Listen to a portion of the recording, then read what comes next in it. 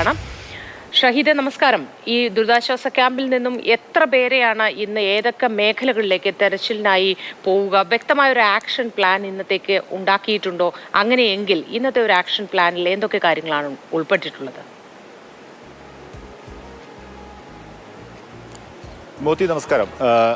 നമ്മളെല്ലാം പ്രതീക്ഷിച്ചിരുന്നത്, അല്ലെങ്കിൽ ഇന്നലെ വൈകിട്ട് വരെ ഉണ്ടായിരുന്ന പ്ലാൻ സർക്കാരിൻ്റെയും ഈ ജില്ലാ ഭരണകൂടത്തിൻ്റെയും ഒപ്പം തന്നെ ഈ ക്യാമ്പുകളിലൊക്കെയുള്ള ഉദ്യോഗസ്ഥരുടെ പ്ലാൻ എന്തായിരുന്നു വെച്ചാൽ, ഇന്ന് വളരെ ജനകീയമായ രീതിയിൽ മുണ്ടക്കയിലും ചൂരൽമല പ്രദേശത്ത് ഒരു തിരച്ചിൽ നടത്തുക. അത് തന്നെ ഈ കാണാതായ ആളുകളുടെ അടുത്ത ബന്ധുക്കളെ അവരുടെ ആവശ്യം കൂടിയായിരുന്നു അവിടെ പോകണം, ഞങ്ങൾക്ക് കൂടി തിരച്ചിലിൽ പങ്കെടുക്കണം എന്നുള്ള കാര്യം.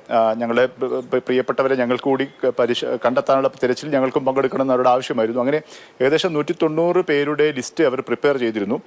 അവരെ വിപുലമായ രീതിയിൽ തന്നെ തിരച്ചിൽ നടത്താനുള്ള തീരുമാനമായിരുന്നു. ഇന്നലെ മുഖ്യമന്ത്രിയും അക്കാര്യം പ്രഖ്യാപിച്ചു. പക്ഷേ രാത്രി വൈകിയോടുകൂടി ആ തീരുമാനത്തിൽ മാറ്റമുണ്ടായെന്നാണ് നമ്മൾ മനസ്സിലാക്കുന്നത്. അതായത് നാളെ പ്രധാനമന്ത്രി ഇവിടെ ഈ ദുരന്ത സ്ഥലം സന്ദർശിക്കുന്നുണ്ട്. അതിൻ്റെ ഭാഗമായി ചില സുരക്ഷാ ക്രമീകരണങ്ങൾ നടത്തേണ്ടതുണ്ട്. ഉദ്യോഗസ്ഥർക്ക് അതിൻ്റെ തിരക്കിലേക്ക് പോകേണ്ടതുണ്ട്. അതുകൊണ്ട് തന്നെ ഈ തിരച്ചിലിൻ്റെ സമയം 11 മണി വരെയായി ക്രമീകരിച്ചു എന്നുള്ളൊരു വിശദീകരണമാണ് ഇപ്പോൾ സർക്കാർ കേന്ദ്രങ്ങളുടെ ഭാഗത്ത് നിന്ന് നമുക്ക് ലഭിക്കുന്നത്. ഈ 11 മണി വരെയുള്ള തിരച്ചിൽ തന്നെ ഓരോ ക്യാമ്പിൽ നിന്നും 3 പേരെ വീതം മാത്രമേ അതിലേക്ക് തിരച്ചിലേക്ക് വിടുകയുള്ളൂ. അതായത് ഔദ്യോഗികമായി സർക്കാർ വാഹനത്തിൽ 3 പേരെ ഓരോ ക്യാമ്പിൽ നിന്നും വിടുകയുള്ളൂ. അങ്ങനെയാണെങ്കിൽ വിവിധ ക്യാമ്പുകളിലായി 10-25ഓളം പേര് മാത്രമേ ഇന്നത്തെ തിരച്ചിലിൽ പങ്കെടുക്കുകയുള്ളൂ എന്നാണ് നമ്മൾ മനസ്സിലാക്കുന്നത്. അത് തന്നെ ഈ കാണാതായ ആളുകളുടെ അടുത്ത ബന്ധുക്കളെ ഒഴിവാക്കിക്കൊണ്ടായിരിക്കും, ചെറുപ്പക്കാരെ മാത്രം തിരഞ്ഞെടുത്തുകൊണ്ടായിരിക്കും ഇങ്ങനെ ഈ തെരച്ചിലിന് ഇന്ന് ഭാഗമാക്കുന്നതെന്നാണ് നമ്മൾ മനസ്സിലാക്കുന്നത്. അങ്ങനെയെങ്കിൽ വളരെ പരിമിതമായ രീതിയിൽ മാത്രമാണ് ഇന്ന് തെരച്ചിൽ നടക്കാനുള്ള സാധ്യത, അല്ലെങ്കിൽ ഈ ജനകീയമായ തെരച്ചിൽ ഉണ്ടാവുകയുള്ളൂ എന്നാണ്.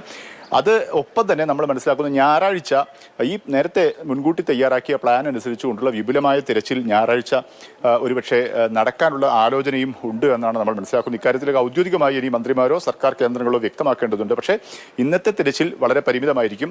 മറിച്ച് ഞായറാഴ്ച ഇന്ന് നടത്താൻ തീരുമാനിച്ച വിധത്തിലുള്ള വിപുലമായ ജനകീയമായ ഒരു തിരച്ചിൽ, ആളുകളെ പ്രദേശവാസികളെ പങ്കെടുപ്പിച്ചുകൊണ്ട് തിരച്ചിൽ ഞായറാഴ്ച നടക്കുമെന്നാണ് നമ്മൾ മനസ്സിലാക്കുന്നത്. മോത്തി, ഇപ്പോൾ ഞാൻ നിൽക്കുന്ന ക്യാമ്പിലൊക്കെ ഇന്നലെ രാത്രി ഒരു 58 പേരുടെ ലിസ്റ്റ് ഇവർ പ്രിപ്പയർ ചെയ്തിരുന്നു. പേര് വിവരങ്ങളൊക്കെ വെച്ച് ഒരു പട്ടിക ഇവരുടെ ഒഫീഷ്യൽ ഡാറ്റ ശേഖരിച്ചിരുന്നു. അവരൊക്കെ പോകാനും തയ്യാറായിരുന്നു എന്നാണ് നമ്മൾ മനസ്സിലാക്കുന്നത്.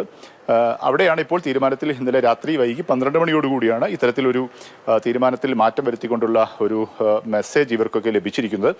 ഇനി ഒരുപക്ഷെ ഔദ്യോഗികമായി സർക്കാരിൻ്റെ വാഹനങ്ങളിൽ പോകുന്നുണ്ടായിരിക്കില്ല.